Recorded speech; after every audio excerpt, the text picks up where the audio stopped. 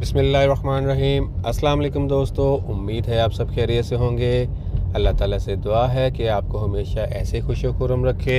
आज की video routine से ज़रा हट के है, क्योंकि आज की वीडियो में हम आपको कोई गोल्ड के बारे में या डॉलर के बारे में इंफॉर्मेशन नहीं देंगे, बल्कि ये बताएंगे कि आइंदा आने वाले 6 माह जो कि पाकिस्तानी इकानमी के लिए बहुत ही समझ लें कि मंदी वाले दिन होंगे, तो उसमें आपने किन चीज़ों में इन्वेस्टमेंट करनी है और किन चीज़ों में इन्वेस्टमेंट नहीं करनी।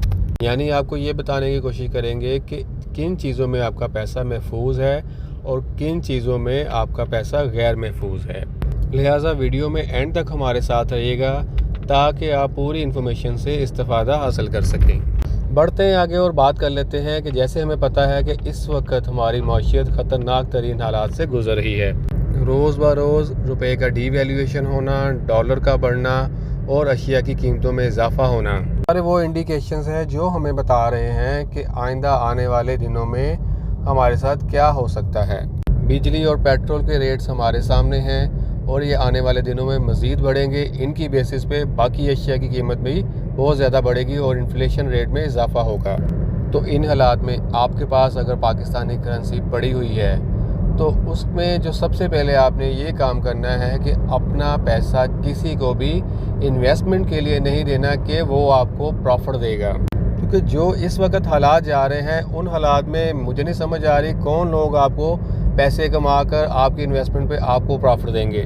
लिहाजा अपना और अपने बच्चों का मुस्तकबिल महफूज कीजिएगा और अपने पैसे अपने पास रखें। अगर आपको बहुत ज़्यादा ही मसला है तो पैसे बेशक आप बैंक में जमा करा दें, क्योंकि मैं इसके हक़ में नहीं हूँ, क्योंकि इसमें सूदी अंसर शामिल हो जाता है। लेकिन किसी को देने से बेहतर है कि अपने बच्चों का मुस्तकबिल आप गैर महफूज करें। लिहाजा पैसे अपने किसी को नहीं देने। यहाँ पर हर गली में हर नुक्कड़ पे एक जालिम शख्स बैठा हुआ है जो आपसे कहेगा हाँ जी दे हमें पैसे, हम आपको 4%, 5% नहीं बल्कि 10% भी देंगे। अब इसमें होता क्या है कि वो 1-2 माह तो आपको 2%, 3% दे देंगे, उसके बाद कहेंगे कि हालात ठीक नहीं जा रहे जी, फिर आपका पैसा रोकना शुरू कर देंगे और इवन के एक लंबे अरसे तक आपका पैसा ब्लॉक हो जाएगा। हालात ना ठीक होने का बहाना करके वो ख़ुद तो आपके इन्वेस्टमेंट पे कुछ कमाता जाएगा, लेकिन आपके पल्ले कुछ नहीं पड़ेगा। इसी की एक दूसरी शक्ल है कि आप किसी को अपना पैसा उधार दे दें। उधार भी इस दौर में जब आप किसी को पैसा उधार देंगे तो वो भी आपको एक लंबे अरसे तक नहीं मिलेगा। ये मैं उन लोगों के हवाले से बात कर रहा हूँ कि आप उस शख्स को पैसे देंगे एक लंबे अरसे तक नहीं मिलेंगे कि जिनको आप जानते हैं, अपना करीबी साथी समझते हैं। अदरवाइज़ किसी और बंदे को देंगे तो वो तो समझ लें एक किस्म के मर गए हैं। उधार आपने सिर्फ इस सूरत में देना है कि आपने एक कर्ज़े हसना के तौर पर दिए हैं, अगर मिल गए तो ठीक है, नहीं तो ना सही। क्योंकि इस दौर में होता क्या है कि लोग क्या करते हैं, मेरे साथ खुद में यही हुआ है कि एक साहब आए हैं कि मुझे 4 लाख दे दो, 5 लाख दे दो, मैं सुबह आपको वापस कर दूंगा, और आज तकरीबन ये 4 साल हो गए हैं और वो सुबह अभी तक नहीं आई। लिहाजा इन हालात में आपको उधार भी वापस नहीं मिलेगा। हाँ, आपके पास अगर कैपेसिटी है ये बर्दाश्त करने की कि पैसे आपके मर जाएँ तो आप सुकून से रह लेंगे तो आप पैसे दे सकते हैं। दूसरी चीज़ आ जाती है कि इन हालात में आपने प्रॉपर्टी में पैसा इन्वेस्ट नहीं करना। प्रॉपर्टी में पैसा सिर्फ इस सूरत में इन्वेस्ट करना है कि अगर आपको लगे कि आपके पास इन्वेस्टमेंट पड़ी है कोई 3 से 5 साल के लिए फ्री पड़ी है और आपको लगता है कि 3 से 5 साल आपको ये पैसे नहीं चाहिए होंगे, तो आप प्रॉपर्टी में इन्वेस्टमेंट कर सकते हैं। अदरवाइज़ पाकिस्तान में प्रॉपर्टी का फ्यूचर फिल वक्त नज़र नहीं आ रहा। नई आने वाली हाउसिंग सोसाइटीज़ या जिनमें अभी डेवलपमेंट का काम चल रहा है या जिनमें अभी ऑन ग्राउंड प्लाट्स नहीं हैं, वहाँ पे कतई इन्वेस्टमेंट नहीं करनी। अगर आप 3 से 5 साल के लिए किसी प्रॉपर्टी में इन्वेस्टमेंट करना चाह रहे हैं तो सिर्फ उन प्लाट्स पर कीजिएगा जिनकी रजिस्ट्री हो चुकी है या ऑन ग्राउंड फाइल पड़ी है। गाड़ियों में इन्वेस्टमेंट कतई नहीं करनी, जैसे पहले लोग करते थे कि गाड़ी बुक करवा देते थे और आने पर ऑन रख कर बेचते थे। इस वक्त गाड़ियों की सेल ना होने के बराबर है और जिसकी वजह से आपकी इन्वेस्टमेंट ब्लॉक हो सकती है। स्टॉक मार्केट का रुख बिल्कुल नहीं करना। अगर आप नए खिलाड़ी हैं तो स्टॉक मार्केट में देखिएगा भी ना, क्योंकि आने वाले दिनों में स्टॉक मार्केट मज़ीद नीचे आएगी। तो अगर आपको इसका तजुर्बा बिल्कुल भी नहीं है तो कतई इसमें हाथ ना डालिएगा। अगर आप पाकिस्तान से मूव करने का इरादा रखते हैं और बाहर सेटल होना चाहते हैं तो इसमें भी बहुत एहतियात की ज़रूरत है। किसी ऐसे एजेंट के हाथ ना लग जाइएगा जो आपकी पूरी इन्वेस्टमेंट खा जाए।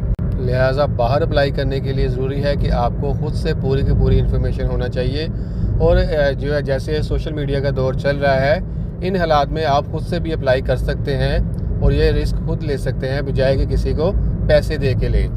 तो अब सोच में आता है कि ऐसा कौन सा कारोबार किया जाए जिससे हमारी इन्वेस्टमेंट महफूज रहे और रुपया भी डीवैल्यू ना हो। तो इसमें सबसे पहले जो आता है वो मेरी नज़र में है गोल्ड का कारोबार, यानी अपनी इन्वेस्टमेंट गोल्ड में करें। गोल्ड एक गॉड गिफ्टेड चीज़ है, सदियों से ये चलती आ रही है और इसकी वैल्यू बढ़ती ही जा रही है और आगे भी इंशाल्लाह इसकी वैल्यू बढ़ती ही रहेगी।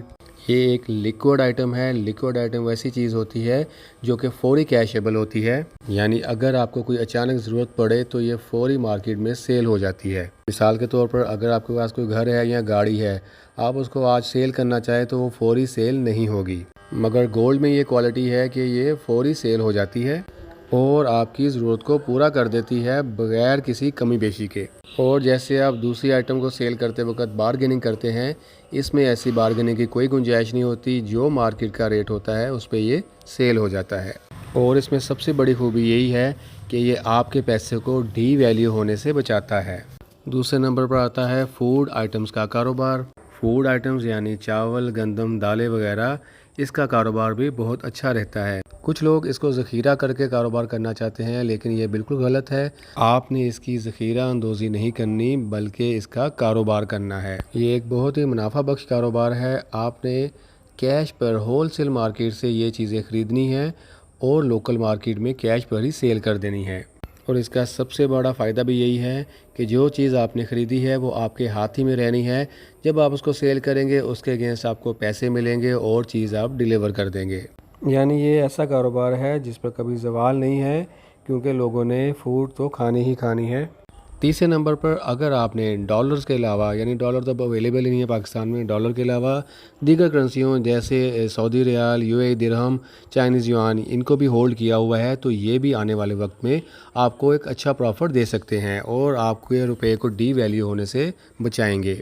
यानी हम कह सकते हैं कि करेंसी का कारोबार भी एक मुनाफा बख्श कारोबार है। इसके अलावा आप दीगर मेटल्स जैसे आयरन, तांबा, चांदी, इनमें भी इन्वेस्टमेंट कर सकते हैं और इसको भी होल्ड कर सकते हैं। तांबे की भी आजकल ईंटें आती हैं, इसको भी आप स्टॉक में ले सकते हैं। और चांदी के हवाले से भी अच्छी खबरें आ रही हैं कि आने वाले दिनों में ये गोल्ड के मुकाबले में ऊपर बढ़ेगी। गो कि ये गोल्ड की जगह तो नहीं लेगी, लेकिन उसके साथ साथ इसको भी ऊपर जाना ही होता है। तो ये थी दोस्तों एक छोटी सी वीडियो जिसमें हमने आपको ये समझाने की कोशिश की है कि आने वाले दिनों में आपने कौन से ऐसे काम करने हैं और कौन से ऐसे काम नहीं करने जिससे आप अपना रुपया महफूज रख सकें। इसके अलावा आपकी नज़र में कोई अदर ऑप्शंस हैं तो काइंडली कमेंट सेक्शन में ज़रूर शेयर कीजिएगा। वीडियो अगर अच्छी लगी है तो इसको दोस्तों के साथ शेयर कीजिएगा, वीडियो को लाइक कीजिएगा और चैनल को सब्सक्राइब कीजिएगा। जज़ाकल्लाह, अल्लाह हाफिज़।